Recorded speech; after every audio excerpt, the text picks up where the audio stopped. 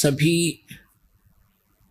तथ्यों को और प्रमाणों को सुनकर परमात्मा को सतलोक में देखकर वापस आकर के उन्होंने कहा कि हे मालिक, हम तो गणे नीच हैं, हम तो महापराधी प्राणी हैं, और आपने कैसे दया करी हमारे ऊपर, फिर से आके संभाल लिया दाता। हमने तो ऐसा जुल्म किया था, हमारी तरफ कोई झांके नहीं, और आप तो बड़े दयालु हो, आप फिर भी हम दुष्टों के पास आ गए, अरे ऐसे गंदे लोक में जो बढ़िया लोक ने छोड़ के। तो हे परमात्मा, आपका कैसे आना हुआ, और काल ने आपके साथ क्या विरोध नहीं किया, आप कैसे कैसे आए। तो परमात्मा बताने लगे कि सबसे पहले जब मैं आया, यहां हाहाकार मच गया, ये मेरी आत्मा है सारी। अब माता पिता के बालक कोई बिगड़ जाए, वो कितनी गलती कर रहा है, और फिर वो दुख होता है उसको, कहीं जेल में पड़ जाए या कोई और किसी भयंकर स्थिति से गुजर रहा हो, तो माता पिता भी साथ दुखी होते हैं। इसी प्रकार परमात्मा हमारे दुखों को देखकर महा दुखी हुए, और वहां से यहाँ आए हमें ये समझाने के लिए कि तुम गलत स्थान पर आए हो, ये लोक ठीक नहीं, तुम यहाँ के वासी नहीं हो, और जिस सुख को तुम यहाँ खोज रहे हो, संपत्ति और संतान, कार और कोठियों में, इस काल के स्वर्ग में, महास्वर्ग में, ये सुख नहीं है यहाँ पर।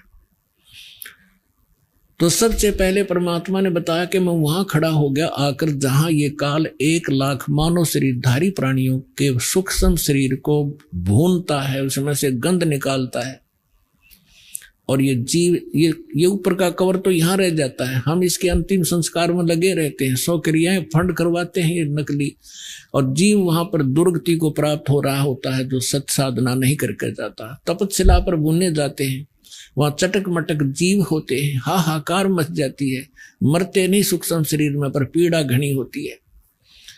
उस दुख को देखकर परमात्मा अपने पुत्र जोगजीत के रूप में, कभी सहज दास के रूप में, कभी ज्ञानी के रूप में आते रहे हैं।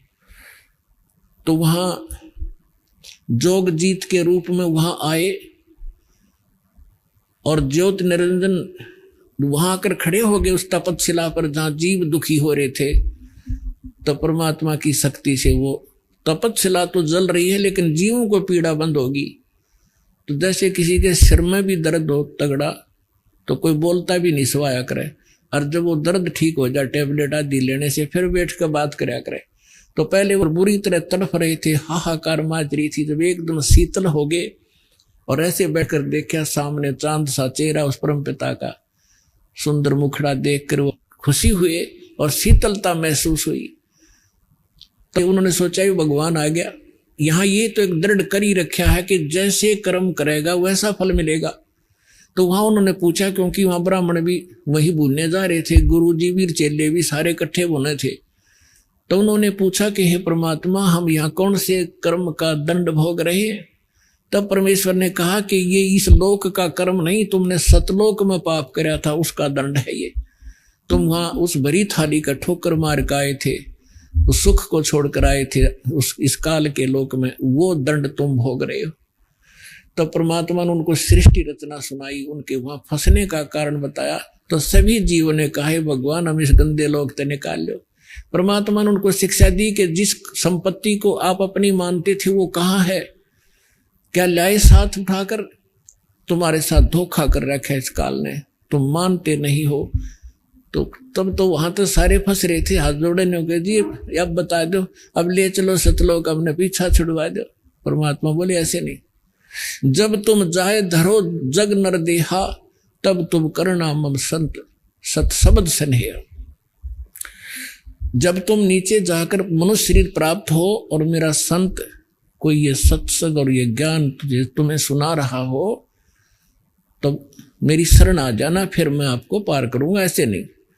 इतनी बातें हो रही थी, तभी वो काल आ गया, उसका वो डिनर करने का समय हो गया। उसने समय फिक्स कर रखा है, इतने समय में ये सब भुन बांध कर ये वहां से उठ जाते हैं, फिर उड़ा दिए जाते हैं।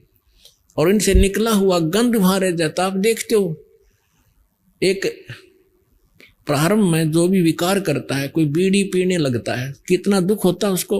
और आप कितने बीड़ी पीते हैं, ये जबरदस्ती करवा देता है। मांस खाते हैं, शराब पीते हैं, कोई सुल्फा पीता है, कोई अटपट करता, तो इसलिए ज्यादा से ज्यादा विकार करवाता है ताकि इनके सूक्ष्म शरीर में ये ज्यादा गंध भर जाए और उस उतना ही गंध अधिक निकलेगा वहां तपतशिला पे। तो उसका एक पात्र है, ऑटोमेटिकली वो भर जाता उस गंध से, फिर उसको खाता है ये।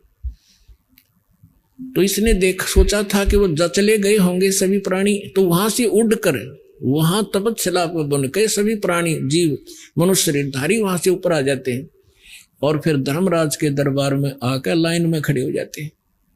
फिर अपने कर्मानुसार जिसने राजा बनना राजा बनो, गधा बनना गधा बनो, देवता बनना देवता बनो, इसने कोई टेंशन नहीं। हमारा किया हमें प्राप्त होता रहता है।